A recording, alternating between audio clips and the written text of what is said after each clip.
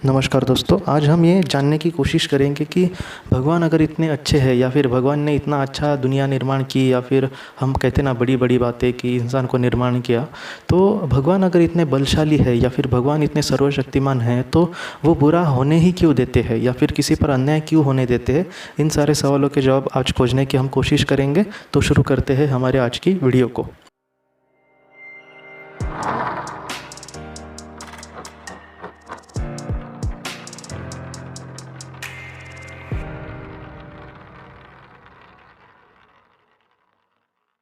तो दोस्तों, आपने सही सुना कि जिस तरह से हम देखते हैं, या फिर ये भी यही सच है कि सर्वशक्तिमान ईश्वर इतना शक्तिमान है कि हम सोच भी नहीं सकते, क्योंकि उसने जो कायनात बनाई है उससे ही समझ सकते हैं हम कि उसकी ताकत कितनी बड़ी होगी। लेकिन जब ऐसी कुछ चीज़ें हमारे सामने आती है, मतलब किसी के सामने नाइंसाफ़ी होना, किसी के साथ बहुत ही बड़ी नाइंसाफ़ी होना, किसी का छल होना, कोई बेचारा बहुत ही ज़्यादा वफ़ादार इंसान है फिर भी उसको ज़िंदगी में कुछ भी ना मिलना, या फिर बहुत ही कुछ बुरे लोग होते हैं उनका बहुत ही अच्छा कभी कभी होता है, तो ऐसा भगवान क्यों होने देता है। अब जो बुरे हैं उनका अच्छा होने दो, उनको जाने दो, लेकिन जो अच्छे हैं बेचारे उनके साथ बुरा क्यों होता है। ऐसे बहुत बार सवाल आपको भी पढ़ते होंगे, मुझे भी बचपन से पढ़ते आए हैं, और उसके मुझे बहुत सारे सच कहूँ तो जवाब उसके मिल गए हैं, और मैं वही आपको बताने की कोशिश करता हूँ। देखिए, जो भी पहला सवाल का जवाब मुझे ये मिला है कि ये जो सारी चीज़ें चलती है पृथ्वी पे या फिर आत्मलोक पे, ये जो सारी चीज़ें चलती है ना, वो सिर्फ़ और सिर्फ किसी न किसी एक कायदे से चलती है। जैसे भारत का एक संविधान है, मतलब भारत में अगर कुछ भी घटना घटती है तो संविधान में उसके बारे में जो चीज़ें लिखी है वैसी उस पर न्याय मिलेगा। समझो किसी ने किसी का कुछ बुरा किया तो उसको एक कलम होता है, उसको एक उस पर कोई एक चार्जेस लगेंगे। मतलब इसके पीछे कुछ जो एक कायदा है, एक कानून है, और उस कानून के हिसाब से ये सारी चीज़ें होंगी। तो ये सारी चीज़ें क्यों, कानून किसने बनाया या फिर वो कानून क्या है, उस कानून को हमें जानना महत्वपूर्ण है। क्योंकि अगर हमें कानून नहीं पता तो इन सारी चीज़ों को क्या अर्थ नहीं रहेगा। मतलब अगर कोई कहे कि मुझे नहीं जानना कानून क्या है, लेकिन फिर भी मुझे जानना है कि भगवान क्यों मदद नहीं करते, तो ऐसा हम नहीं कह सकते। क्यों? क्योंकि हमें कानून को अगर हमें जानना होगा तभी ये सारी चीज़ें हो सकती है। ये किस कानून के आधार पर या फिर ये किस कायदे से सारी चीज़ें चलती है, उस पर ये सारी चीज़ें निर्भर है। तो पहली चीज़ है कि नियम क्या बताते हैं, ये नियम कैसे शुरू हुए हैं, या फिर जो सर्वशक्तिमान ईश्वर ने जो नियम बनाए हैं वो कैसे चलते हैं। तो अगर पहला नियम यह है कि अगर आप बुरे में कुछ अच्छा करते हो तो तुम्हारा विकास अच्छा होगा। मतलब क्या कि पृथ्वी पर बहुत ही ज़्यादा निगेटिविटी है, मतलब नकारात्मकता है। यहाँ पे आपको नकारात्मकता में अच्छा कुछ करने की अगर कोशिश आप करते हैं तो उसको अच्छा कहा गया है। लेकिन ये सारी चीज़ें पृथ्वी के जो मानव हैं उस पर निर्भर ही नहीं रखी है, समझे आप। मतलब एक मानव अगर कुछ अच्छा करे तो पृथ्वी पर उसका कुछ अच्छा होगा, ऐसा नियम नहीं बनाया गया है। नियम क्या बनाया है कि हमारी आत्मा अगर कुछ अच्छा करे पृथ्वी पर तो उस आत्मा का विकास होगा और वो आगे बढ़ेगी। मतलब अगर कोई इंसान पृथ्वी पर कुछ अच्छा करे तो उसके जो मिलने वाली चीज़ें हैं, या फिर उसका जो उसकी कमाई है, या फिर उसका जो पुण्य है, वो उसे उस जीवन में मिलेगा ही, ऐसा नहीं है। हाँ, अगर कोई इंसान कुछ अच्छा करता है तो बहुत सारी चीज़ें उसके साथ अच्छी हो सकती है पृथ्वी पर, लेकिन वही सारी चीज़ें उसको वहाँ पर ही मिलेगी ऐसा नहीं कह सकते। लेकिन ये सारी चीज़ें सिर्फ़ और सिर्फ आत्मा पर बेस्ड है, इसे हम समझना होगा। मैं आपको कानून बहुत ही ज़्यादा डिटेल में कहने की कोशिश कर रहा हूँ। मुझे पता है कि थोड़ी सी ये सारी चीज़ें कॉम्प्लिकेटेड है, लेकिन अगर कोई भी आपको चीज़ ना समझ में आए तो ज़रूर पूछना, मैं उसका ज़रूर जवाब दूंगा। लेकिन इन सारी चीज़ों को थोड़ा सा आप गंभीरता से सुनिए। मैं फिर से थोड़ा सा धीरे बोलता हूँ, कुछ लोग समझ नहीं पाते। ये सारी जो चीज़ें हैं वो आत्मा पर निर्भर है। मतलब ईश्वर ने जो भी नियम बनाए हैं वो सिर्फ़ और सिर्फ आत्मा को सामने रख के ही बनाए हैं। और पृथ्वी पर ये जो आत्मा आती है तब पृथ्वी पर ये नियम कहता है हमें, सर्वशक्तिमान ईश्वर का, कि पृथ्वी पर जो निगेटिविटी है, मतलब नकारात्मकता जो है, उसमें अगर हम कुछ अच्छा करने की कोशिश करते हैं तो उस आत्मा के लिए अच्छा होगा। इस बात को आपको समझना होगा। मतलब अगर कोई इंसान कुछ अच्छा करता है तो उसके वो आत्मा के लिए अच्छा है, समझ गए।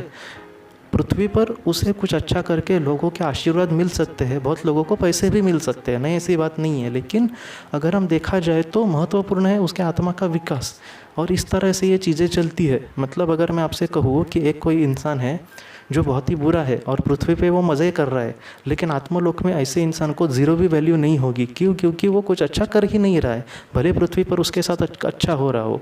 हमें अपने आंखों से फिलहाल क्या देख रहा है कि वो मज़े में जी रहा है, लेकिन ऐसा नहीं है। सच क्या है कि उसके जीवन को कुछ अर्थ नहीं है। वो अगर पापी इंसान हुआ तो वो बहुत ही निचले लोक में जाएगा जब इस दुनिया से जाएगा, बराबर।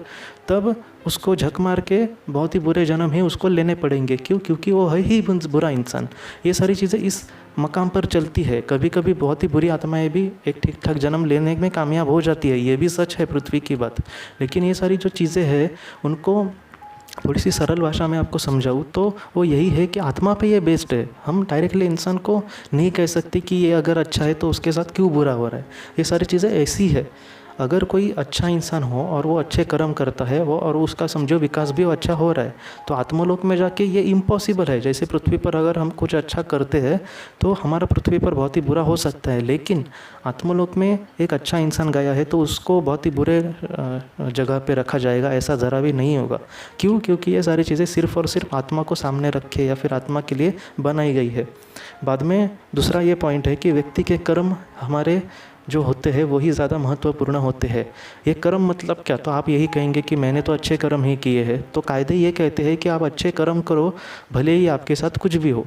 अगर मैं संतों की आपको बात करूँ, अगर स्वामी विवेकानंद जी की बात करूँ या फिर रामकृष्ण परमहंस जी, इनको बहुत ही बड़ी बड़ी बीमारियां हुई उनके जीवन में, तो इनका जीवन या फिर इनका जो चरित्र है वो हमें क्या सिखाता है कि आपके साथ कुछ भी हो सकता है, लेकिन आपको अच्छे कर्म करते जाना है, क्योंकि नियम यही बताते हैं। देखिए, मुझे भी पता है कि ये नाइंसाफ़ी है, आपको भी यही लग रहा होगा। बहुत मुझे कमेंट भी ऐसे आ सकते हैं कि ये नाइंसाफ़ी है, लेकिन मैं आपके सामने सच ही रखने की कोशिश कर रहा हूँ।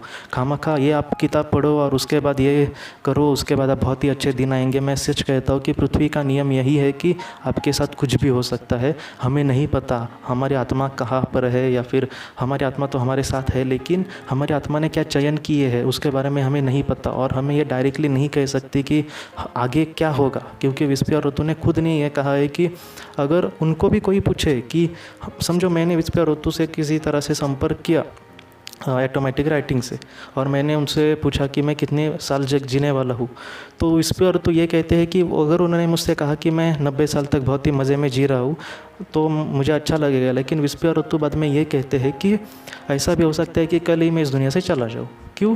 क्योंकि उन्होंने कहा है कि ये सारी जो चीज़ें हैं वो आपके हमारी आत्मा ने, मेरी आत्मा ने क्या चूज़ किया है वो उनको भी वहाँ पे डायरेक्टली पता नहीं चलता। ये सारी चीज़ें ऐसी है।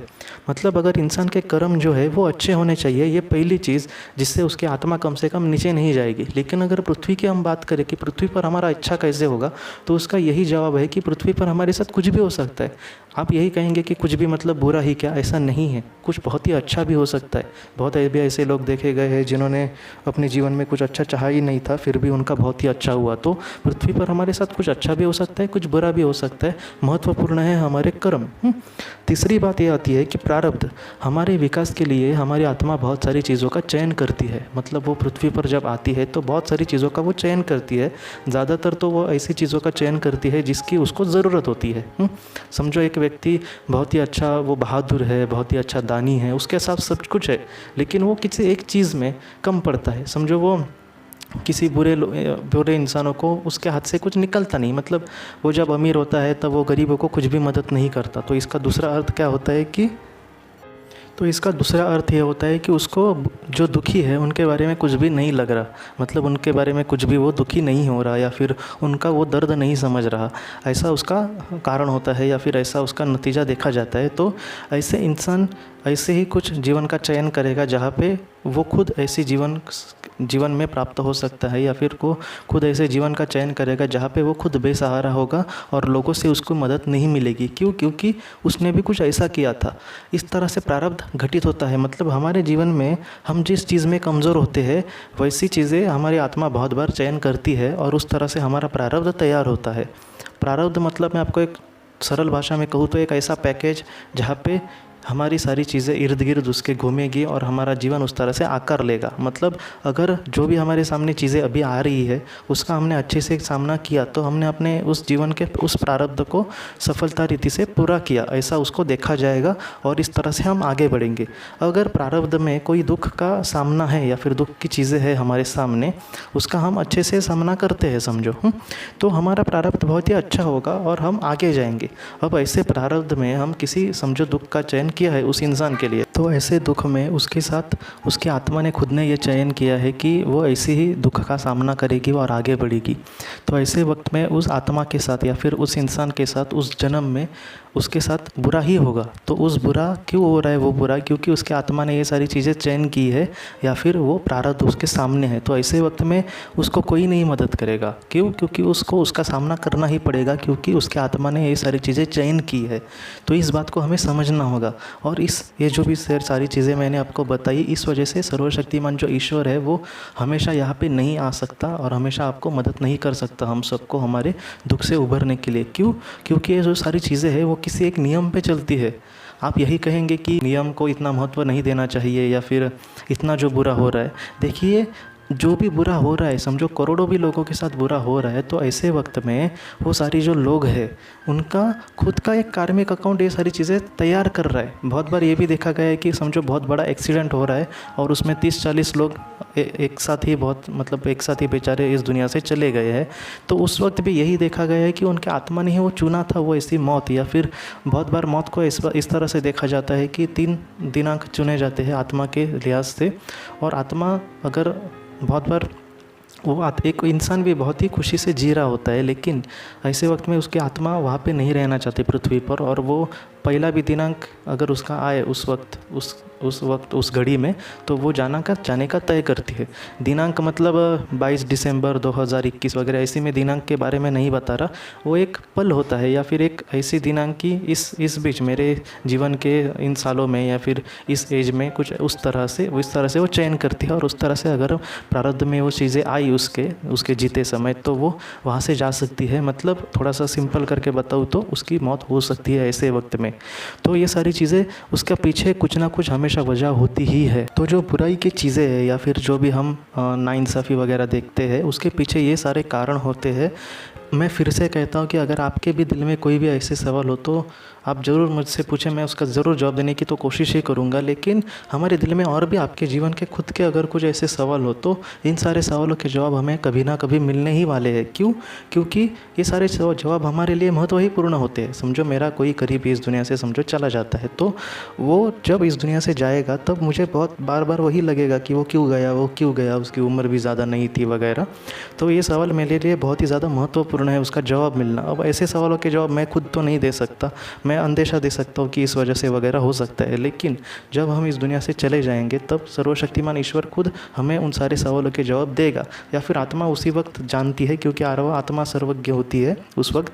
तो वो डायरेक्टली जान जाती है कि हाँ, इस वजह से ये सारी चीज़ें घटी। इसलिए मैं आपसे हाथ जोड़कर एक ही बात कहता हूँ कि आप उसी चीज़ को बार बार मत दोहराइए कि ऐसा हुआ मेरे साथ, वैसा हुआ। इन सारे सवालों के जवाब तो हमें मिलने ही वाले हैं। लेकिन पृथ्वी पे सबसे महत्वपूर्ण है एक ही बात, वो है हमारे कर्म। जितना हो सके आप ज़िंदगी जितनी हमें मिलने वाली है, हमें नहीं पता होता कि कितनी है, जितना हो सके अच्छे कर्म करो, बाकी कुछ भी आप मत करो। रोज़ का जीवन जियो और अच्छे कर्म करने की कोशिश करो, अच्छे विचारों को अपने मन में लाकर एक अच्छी ज़िंदगी जीने की कोशिश करो। यही जीवन है। बाकी हम ये सारी चीज़ें नॉलेज के लिए ठीक है, लेकिन इन भी चीज़ों में आप ज़्यादा मत डूबो। मैं आपसे सच कहता हूँ, आप सिर्फ अपनी ज़िंदगी में फ़िलहाल जो महत्वपूर्ण चीज़ें हैं उसका अच्छे से सामना करने की कोशिश करो। तो दोस्तों, आज मुझे यही बातें आपसे कहनी थी कि बहुत बार हम देखते हैं कि कुछ बुरा हो रहा है तो उसके पीछे ये सारी चीज़ वजह होती है। उसके पीछे एक बहुत ही बड़ा कायदा या फिर एक कानून होता है और उसी लिहाज से ये सारी चीज़ें चलती है।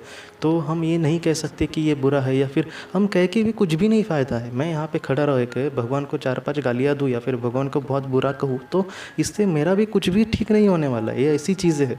बहुत लोग ऐसे भी कहते हैं कि मैं उसको नहीं मानता। हम नहीं मानकर उसका क्या जाने वाला है। ये सारी चीज़ें ऐसी है। अगर मैं अपने देश में मैं अपने प्राइम मिनिस्टर को नहीं मानता, ऐसा मैं कहूँ, तो इन सारी चीज़ों को अर्थ ही नहीं है ना कुछ, क्योंकि मेरे ना मानने से वो तो उनकी कुर्सी नहीं ना जाने वाली। ऐसे हमें सोचना चाहिए और अपना काम करना चाहिए, और तब हमें सारे सवालों के जवाब भी धीरे धीरे मिल जाएंगे। इसलिए मैं आपसे कहता हूँ कि अगर आपके भी दिल में आपके पर्सनल भी अगर कोई सवाल हो तो आप थोड़ा सा ध्यान करने की कोशिश करें और प्रार्थना भी करें, इससे आपको उसके जवाब भी मिलने के लिए मदद हो सकती है। तो दोस्तों, आज की वीडियो को लेकर अगर आपके कोई भी प्रश्न हो तो आप ज़रूर पूछें, मैं उसका ज़रूर उत्तर देने की कोशिश करूँगा। हम मिलते हैं अपनी अगली वीडियो में, तब तक आपका बहुत बहुत शुक्रिया।